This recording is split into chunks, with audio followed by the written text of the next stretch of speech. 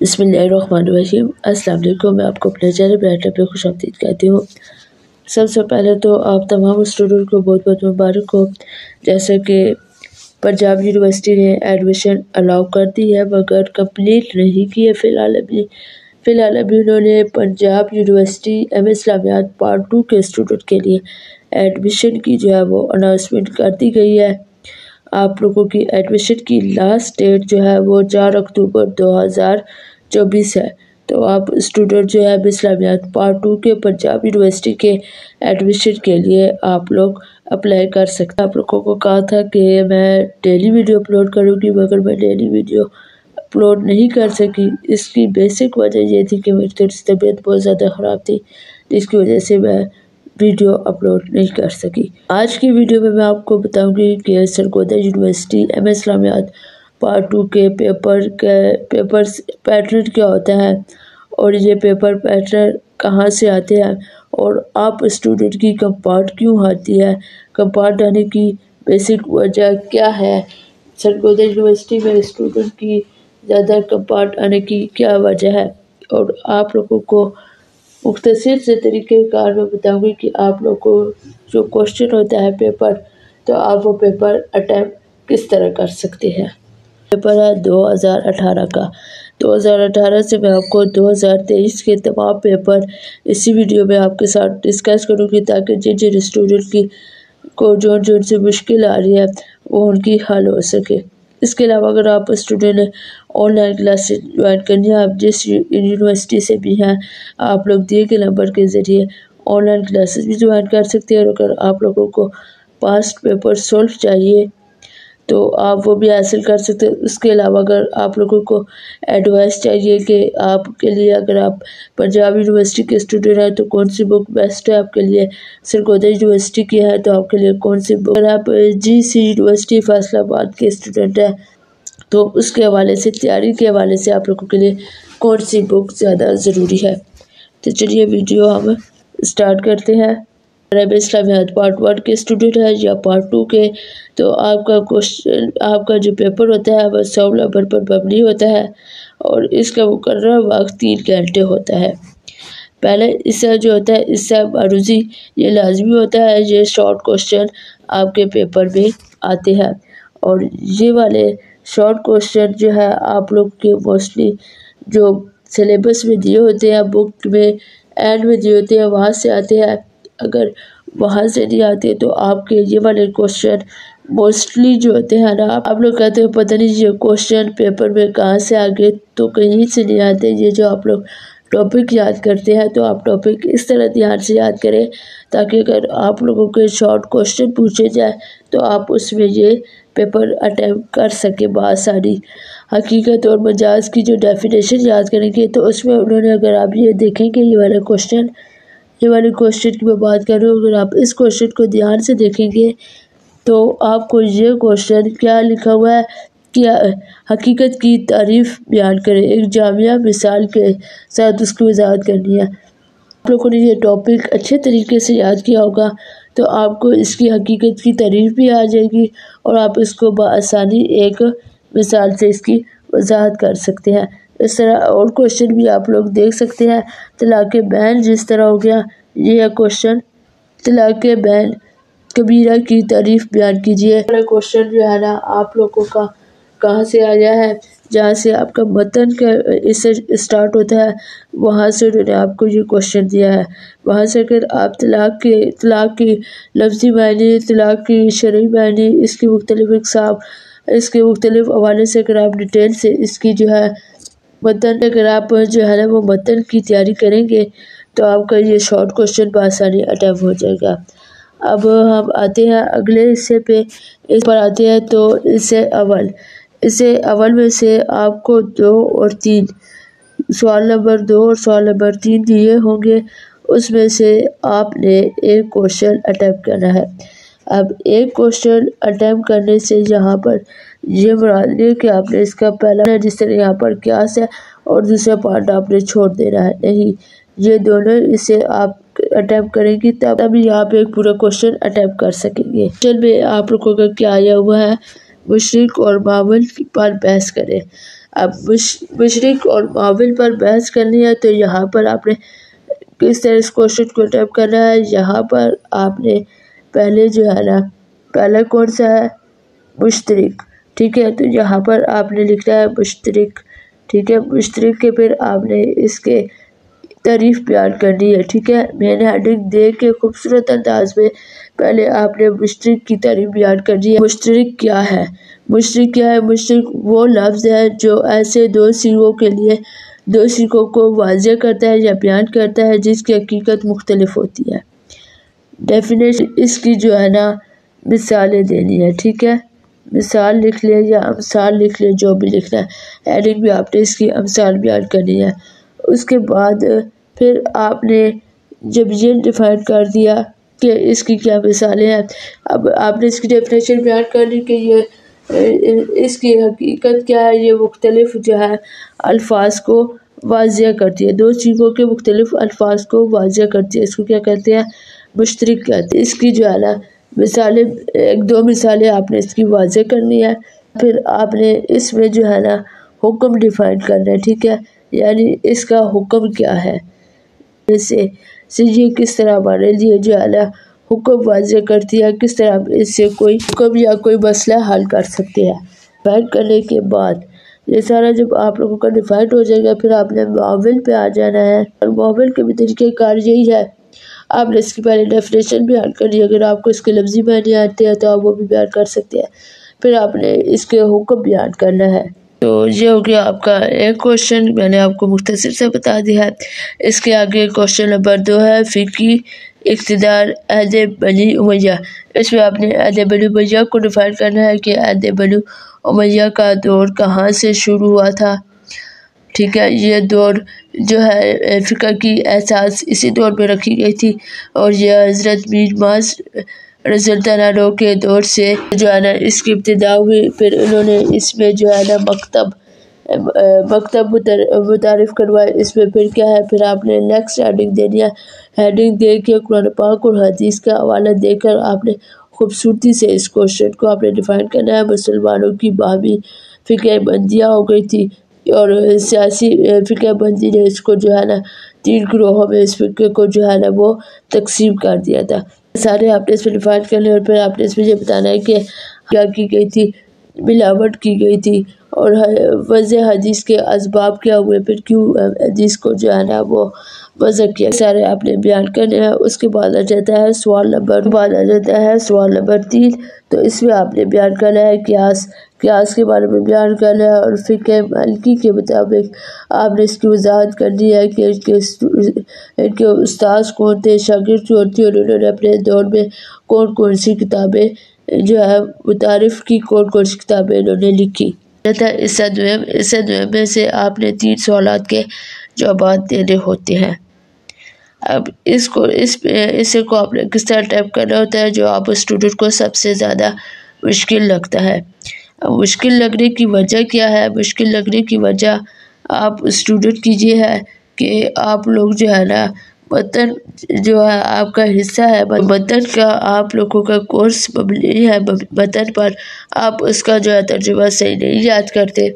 यानी एक लफ्ज़ का तर्जुमा आपको याद करना चाहिए और आप उस तरह नहीं याद करते तो आप पेपर में जाते हैं, आपसे भूल जाता है। ज़ाहिर बात है उन्होंने आप लोगों को पैराग्राफ के स्टार्ट से ही उठा के नहीं दे देना, वो लोग आपको कहीं से भी दे सकते हैं।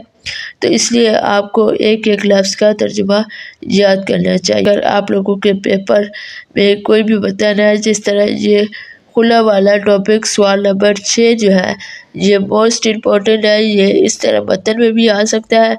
अगर मतन में न आए लोगों का मुतज़ाल में से 2 पर नोट लिखे, इसमें आ जाता है। अब उन्होंने आपको इस में नोट्स में इसलिए नहीं दिया कि उन्होंने आपको पैराग्राफ दे दिया है। तो आप लोगों ने पैराग्राफ जो है वो अच्छी तरीके से याद करना है। याद करने के तरीक़ेकार क्या है, तर्जुमा, तो ये मैंने वीडियो इसके ऊपर बनाई हुई है। एक एक वर्ड का मैंने आप लोगों को तरीका बताया हुआ है कि आप लोगों ने जो है मतन का तर्जुमा और तशरीह किस तरह करनी है ताकि आप ये हिस्सा आसानी अटैम्प्ट कर सके और आपका पेपर अच्छा हो सके। तो मुतज़ाल में से किसी तौर पर नोट लिखे, इसमें से 2 में नोट लिखना है, ठीक है। अगर आपको आता है हक महर तो आपने हक महर को डिफाइन करना है, मगर हक महर को आपने डायरेक्ट हक महर लिख के नहीं डिफाइन करना। पहले जिस तरह मैंने आपको स्टार्ट में बताया है, आपने हक महर की लफ्ज़ी मानी लिखनी है, फिर आपने इसकी डेफिनेशन लिखनी है, फिर आपने बताना है कि हक महर का निसाब क्या है, हक महर कब अदा होता है, ये आपने सारा डिफाइन करना है। ऐसा अटैम्प्ट करना चाह रहे हैं जिस तरह गवाहों की कबूलियत की शराइत, तो इसमें आपने डिफाइन करना है कि गवाहों की शराइत की कबूलियत की क्या है, मुतज़ाल शराइत है। पहले आप लोगों ने इस तरह डिफाइन करना है कि गवाह की लफ्ज़ी मानी क्या है, इसके इस्लाही मफ़हूम क्या है, ठीक है। ये डिफाइन करने के बाद फिर आपने इसकी मुख्तलिफ शराइत बतानी है कि इसमें क्या हो रहा है, जो गवाही देने वाला है वो मुसलमान हो, ठीक है, वो तोबत से मनफी करने वाला हो, बालिग हो, मुसलमान हो और आज़ाद हो। ये तमाम आपने इसमें शराइत बतानी है। ये आप लोग को बता दिया। अब नेक्स्ट पेपर जो है ना आपका डिस्कस करते हैं, ताकि आप स्टूडेंट को जो जो सी मुश्किल आ रही हो वो आसान हो जाए। यूनिवर्सिटी एम इस्लामियात पार्ट 2 का पेपर है और ये भी आपका जो है फ़िक़्ह पर मबनी है। ये 2016 का है, इसलिए मैं आपको पिछले पेपर बता रही हूँ, आपको 2023 का भी बताऊँगी, हो सके तो 22 का भी बता दूँगी। क्यों कि बताने का मकसद ये है कि आप लोगों को थोड़ा सा कंसेप्ट हो जाए कि सरगोदा यूनिवर्सिटी के पेपर किस तरह आते हैं और आप किस तरह से तैयारी कर सकते हैं। आपका जो पास्ट पेपर होता है वो ही रिपीट हो जाता है। जिस तरह आपको मैंने भी पिछले पेपर 2018 का बताया है, मोस्टली क्वेश्चन इसके वही है। आप शॉर्ट क्वेश्चन भी देख सकते हैं, इससे नंबर अव्वल भी देख सकते हैं। उसमें आप लोगों के जो है क्वेश्चन जो है ना वो बहुत ज़्यादा जो है मिलते जुलते हैं। यानी ये जो है पार्ट 2 क्वेश्चन नंबर 2 और 3 में जो दूसरा टॉपिक है, ये दोनों पेपर से रिपीट हुए हैं। तो ये है, मैं आपको इसलिए बता रही हूँ कि आप लोगों का जो कॉन्सेप्ट है वो थोड़ा सा क्लियर हो जाए कि आप लोग जो है क्वेश्चन किस तरह याद करते हैं और एग्ज़ाम वाले क्वेश्चन किस तरह देते हैं। अब मुझे नहीं पता, हर स्टूडेंट के पास अपनी अपनी बुक्स होती हैं, अपनी वो गाइड्स लेते हैं, उससे तैयारी करते हैं। तो इसलिए मैं आप लोगों को ये जरूर कहूँगी कि अगर आप पूरे बुक की तैयारी कर लेते हैं या अगर आप थोड़ी थोड़ी तैयारी कर रहे हैं तो साथ साथ आप पेपर जो है ना पास पेपर आपको गूगल से बआसानी मिल जाएंगे। आप वहाँ से डाउनलोड करें और अपने सामने रखें, देखें अगर आपने ये क्वेश्चन याद कर लिया है तो ये क्वेश्चन आपका किस तरह आ सकता है। तो ये जब आपका कॉन्सेप्ट क्लियर होगा तो आप पेपर जो है वो बआसानी अच्छे तरीके से आप पेपर अटैम्प्ट कर सकेंगे। आप लोग को बता दें कि आप लोगों ने किस तरह तशरीह करनी है, इसलिए मैं जो है यहाँ पर पूरे पेपर जो है वो आप लोगों के लिए डिस्कस नहीं करूँगी।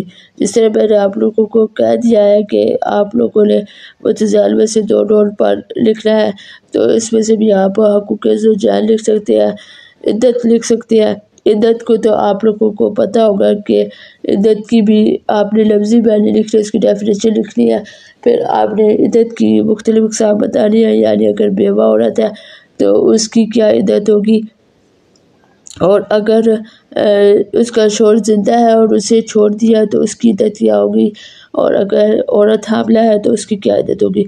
उसके मुताबिक मुख्तलिफ इद्दत के मुताबिक आपने बेहतरीन तरीके से इसकी वज़ाहत करनी है। और अगर किसी का शौहर जो है वो गुम हो गया है, नहीं मिल रहा, काफ़ी साल गुजर चुके हैं, तो उसकी इद्दत क्या होगी, ये आपने बेहतरीन तरीके से डिफ़ाइन करना है। मुख्तलिफ फ़ुक़हा इकराम की रोशनी में इसकी आपने वज़ाहत करनी है। इस पर आप कुरान पाक की हदीस मुबारक भी ऐड कर सकते हैं और हदीस का भी हवाला आप दे सकते हैं। इसमें से आपने जो से क्वेश्चन आपने अटैम्प्ट करने हैं, आपने उसको अच्छे बेहतरीन अंदाज में अटैम्प्ट करना है। 17 का भी पेपर है मेरे पास मौजूद है, मैं थोड़ा सा पेपर स्क्रॉल कर देती हूँ ताकि आप लोगों को बआसानी नज़र आए।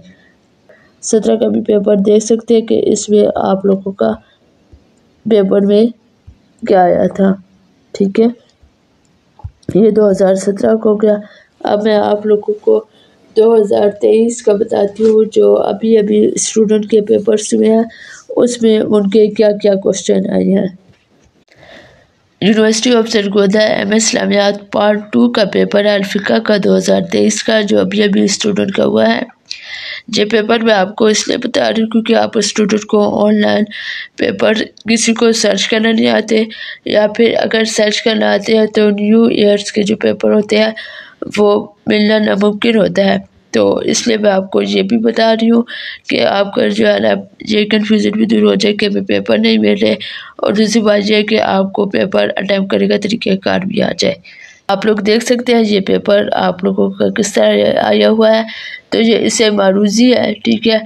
ये आपने अटैम्प्ट करना है, ये क्वेश्चन आपने सारे करने हैं। अब इस क्वेश्चन के बारे में आपको बता दिया, ये आपके बाज़ औक़ात जो सबक होता है उसके एंड में से भी आ सकते हैं, और बाज़ औक़ात वहाँ पर नहीं होते। तो अगर वहाँ पे नहीं होते तो आप लोग जो टॉपिक याद करते हैं उसमें जो मेन बात होती है उसको आप बॉल पेन है, पेंसिल है, जो भी है, तो आप वहाँ पे जो है जो मेन बात होती है उसको आप अंडरलाइन कर लिया करें, ताकि आपको जो है आप दोबारा रिवाइज करें पेपर के दिनों में, तो जो मेन क्वेश्चन है वो आप लोगों का शॉर्ट क्वेश्चन में भी अटैम्प्ट हो सके। क्योंकि फिर आप कहते हैं कि पता नहीं सरगोदा यूनिवर्सिटी वाले जो है वो शॉर्ट क्वेश्चन कहाँ से देते हैं, तो मैंने आप लोगों का ये डाउट भी दूर कर दिया है। सरगोदा यूनिवर्सिटी वाले शॉर्ट क्वेश्चन आप लोगों का जो कोर्स होता है उसके बीच में से ज़्यादातर देते हैं। वो ये देखते हैं कि आप स्टूडेंट को कितना आता है और कितना आप जो है पेपर अटैम्प्ट कर सकते हैं, और वो वाइवा में भी आप लोगों से इधर ही से आपके क्वेश्चन पूछते हैं, यानी वो लोग आपकी ज़हानत चेक करते हैं कि आपने रटा सिस्टम के ज़रिए पेपर दिया है या आपने कॉन्सेप्ट के ज़रिए पेपर दिए हैं। इससे नंबर अव्वल में सवाल नंबर 2 जो है वो क्या है, कुरान पाक की खसूसियत पर मबनी है और हकीकत की इकसाम। जिस तरह मैंने आपको पिछले पेपर में बताया था कि हकीकत और मावल था, तो इसमें जो उन्होंने क्या पूछा है, हकीकत की इकसाम। तो स्टूडेंट जो है ना मोस्ट कॉमन मिस्टेक क्या करते हैं, यहाँ पर आप स्टूडेंट ये मिस्टेक करते हैं कि भैया आपसे पूछा है हकीकत की इकसाम लिखे, तो बस आप हकीकत की इकसाम ही डिफाइन कर लेते हैं। फिर आप कहते हैं कि हमने तो क्वेश्चन पूरा लिखा था, वो इतने पेज पर नहीं आया, और हमें जो है ना वो उन्होंने अच्छे नंबर नहीं दिए। अच्छे नंबर आने के लिए भी आपको थोड़ी सी अपनी ज़हानत को इस्तेमाल करना पड़ता है, अक्ल को इस्तेमाल करना पड़ता है। इसमें अगर आपसे बेशक पूछा हुआ है कि हकीकत की इकसाम लिखें, मगर इस पर आपने डिफाइन करना है हकीकत के लफ्ज़ी मानी, हकीकत की तारीफ़, हकीकत के हुक्म, फिर आपने इसकी इकसाम डिफाइन करनी है।